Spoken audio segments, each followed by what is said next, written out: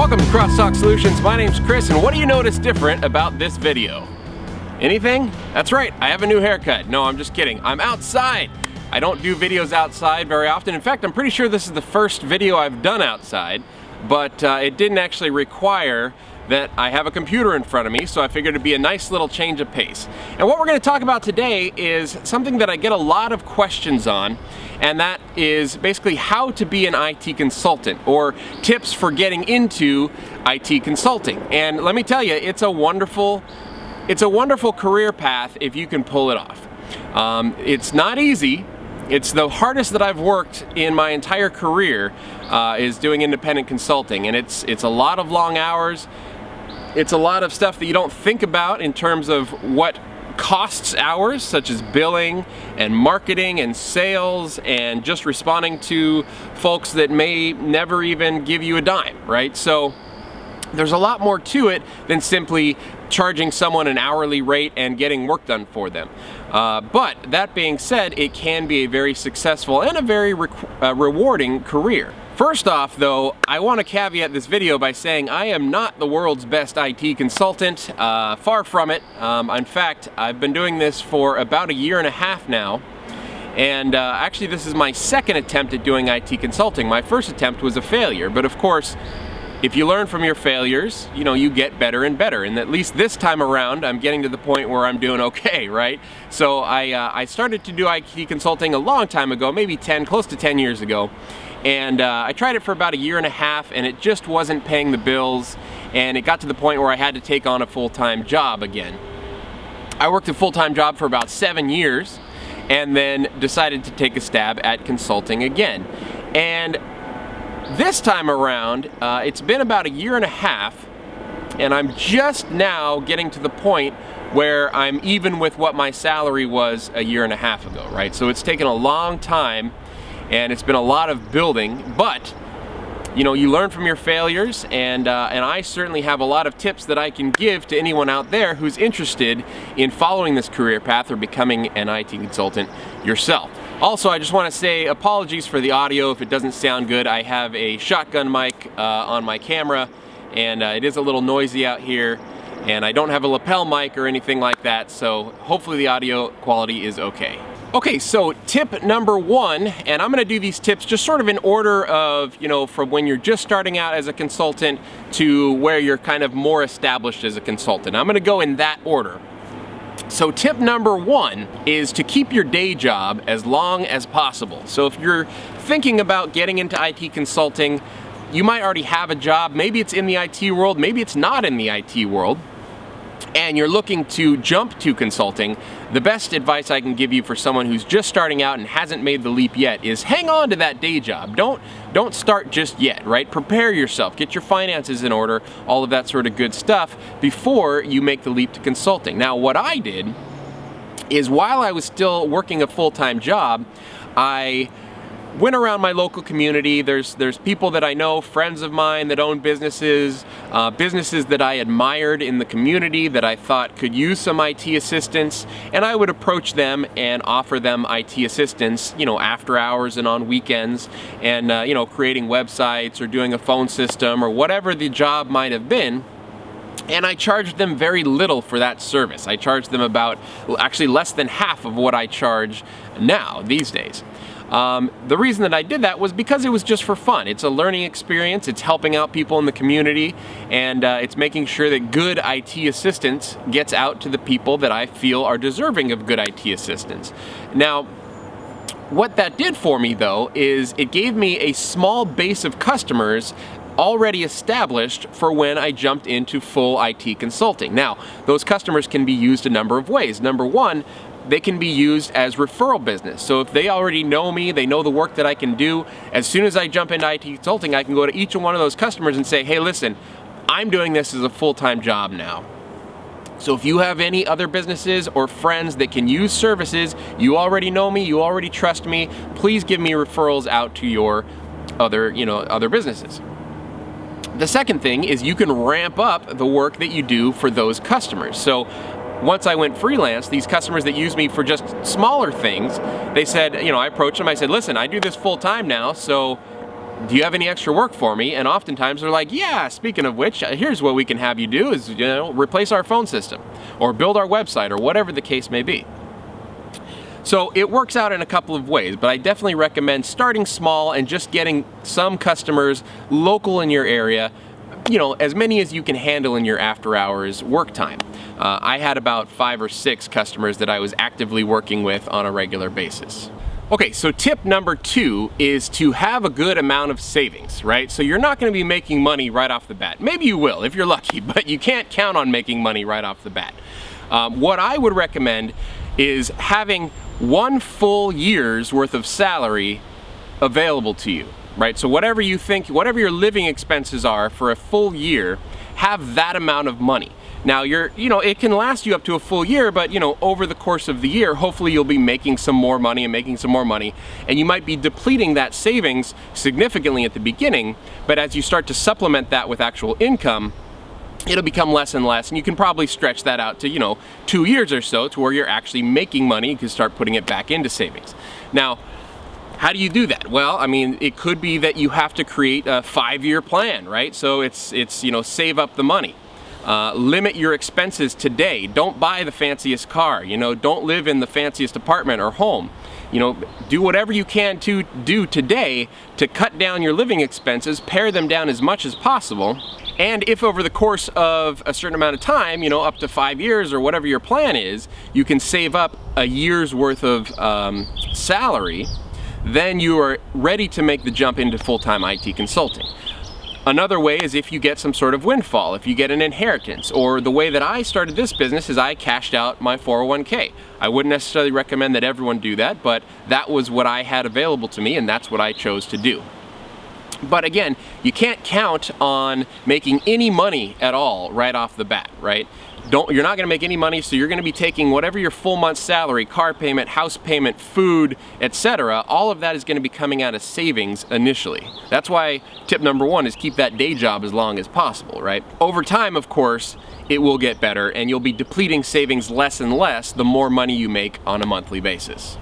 Tip number 3, okay, so let's say you've got a decent amount of savings, you're ready to rock and roll, you wanna get started, you quit your day job, what do you do? Well, what I did and what I would recommend doing for any IT consultant, and really, I'm talking about IT consulting, but this could be, I guess, any consulting, right? What you wanna do is cast a really wide net, right? When I first started doing the consulting, I would take any possible job that I knew I could do well. Websites, phone systems, networking, computer repair, just anything that got me hours and got me money, I was taking that job. Now, as the business grew, and as I started to get more work in particular areas, I was able to sort of pare down my services and focus on more niche solutions, which require a more specialist, contractor position or consultant position. Right, so I started out by casting this wide net. I will do anything that you want me to do in IT, and then as I got more and more business, I started focusing that into a narrow set of services that I provide. All right, tip number 4, and this is a big one. This is marketing, right? How do you get the word out about your consulting services? It's similar to, the 3rd tip. You also want to cast a wide net. So when I first started, I did Google AdWords. I put out a newspaper ad. I went door to door.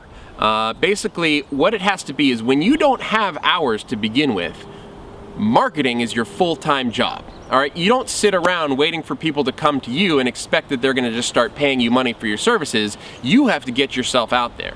And the way that you get yourself out there is gonna probably vary from individual to individual based on what you're comfortable with. Again, I joined the Chamber of Commerce. I went door to door. I did Google AdWords. I put ads in the newspaper. I put ads on Craigslist. I opened up a YouTube channel, right? And what I found is out of all of those different advertising, sort of avenues that I was going down, YouTube is the one that started paying off the biggest for me, right? So that YouTube channel started bringing work in, whereas like I had a newspaper ad running in the local newspaper for 4 months and I didn't get a single call on that newspaper ad, right? Whereas I put YouTube videos out and people start calling me. So it's like, okay, well, this doesn't work. this does work, let's go over here, right? So just like when you cast a wide net of services and then start paring it down to what people are willing to pay for, you can cast a wide net in advertising, whatever you're comfortable with, and then start paring it down to what is actually working. If you're going door to door and you're getting a lot of business by going door to door to businesses and selling your services, but you also have a newspaper ad that's not working, cut off the newspaper ad and focus on the door-to-door sales. But when you are first starting out, marketing and advertising your services is your full-time job. And I mean that very, very seriously. I mean, if you don't have billable hours for a particular day, 8 hours minimum needs to be spent marketing yourself in various ways. Again, Craigslist, building a nice looking website, going door to door, or any combination of all of these things, right? So marketing is the number one thing. And what you're gonna find out is over time, once you start to build a customer base, more of your time is gonna be spent on hourly billing and billing people for work that you're doing, and less of your time is gonna have to be spent on marketing, right? So at this point, I make YouTube videos, and that's my sole source of marketing for the most part. Word of mouth is another good one, but the videos is where I get the most business, so I focus on videos, and I do, 2 to 3 videos a week, and that seems to be working out really well. What works for you might be totally different than that. All right, so tip number 5, and this is a tip for when you're starting to get established as a consultant, right? I sort of had to get over this hump myself, but the tip is don't sell yourself short, okay? As a consultant, it's tempting sometimes to just take any work that comes your way, but it's also dangerous in that there will be people that are trying to pay you way too little for your services. And if you set up that expectation up front of what you charge and what you're going to cost a customer, and your expectation to the customer is much lower than it should be, you're doing yourself a disservice, right? So don't sell yourself short. One of my favorite phrases when it comes to consulting is that you don't pay a consultant by the hour, you pay a consultant by the value that he or she brings to the hour. Okay, so keep that in mind, and definitely don't sell yourself short. The bottom line is, if a customer doesn't want to pay you what you're worth, you probably don't want that customer. And that goes along the same lines as tip number 6, which is don't be afraid to say no to some customers, right? I've had customers that reach out to me that I have flat out turned down. I'll do an initial consultation call with a customer, and while I'm gathering their needs and I'm listening to what they want and what kind of services I can provide them, I'm actually also evaluating whether this is a customer that I want to work for. Okay, so one of the nice things about being a consultant is you have that ability to say, no, I don't want to work for you. I'll give you a good example, and this is just a short story about a customer that I turned down.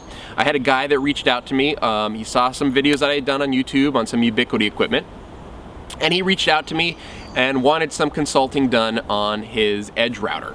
And he wanted some firewall rules put in place, and he wanted to also set up his edge router so that he could share his Wi-Fi with a neighbor or something like that. I forget what the exact scenario was. He wanted to share with his neighbor, but he wanted to make sure that his stuff was very secure.